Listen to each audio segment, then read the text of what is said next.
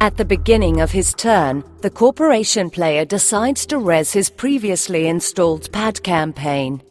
The corporation pays 2 credits, the res cost of the card, and then gains 1 credit from the pad campaign ability.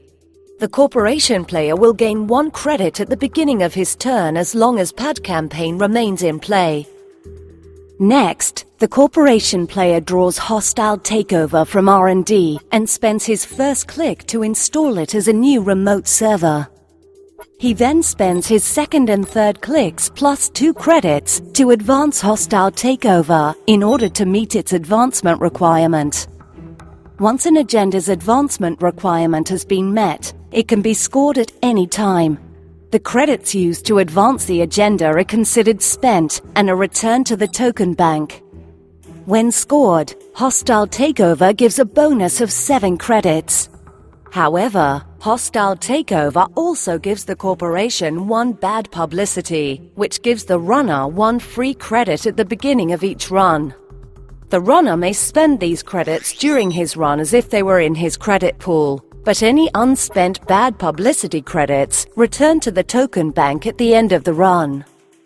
With all of his clicks spent, the corporation player then proceeds to the discard phase. Since his hand does not exceed 5 cards, he does not have to discard. The runner begins his action phase by spending his first click to make a run on the corporation's headquarters. Because of bad publicity, the runner gains 1 free credit for starting a run. Since there is no ice protecting the headquarters, the runner accesses the corporation's hand. Because the run was successful, the runner gains 1 credit for using Desperado and 2 more credits because of Gabriel Santiago's ID ability. The runner accesses a Melange Mining Corp asset, and using the free bad publicity credit, trashes Melange Mining Corp to the corporation company archives.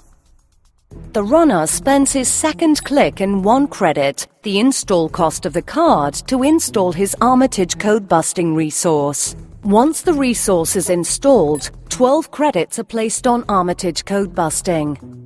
The runner can now spend 1 click to gain 2 credits from this resource until all of its 12 credits are depleted. The runner spends his third click and 3 credits to install his Aurora Icebreaker.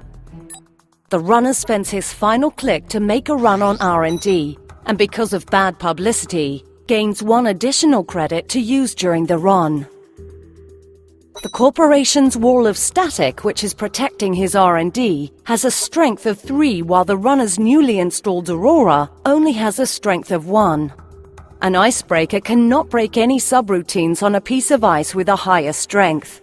However, Aurora can be strengthened by spending credits. The runner pays 2 credits to increase Aurora's strength from 1 to 4. The runner then pays 2 credits to break the wall of statics, end the run subroutine, and gains access to R&D.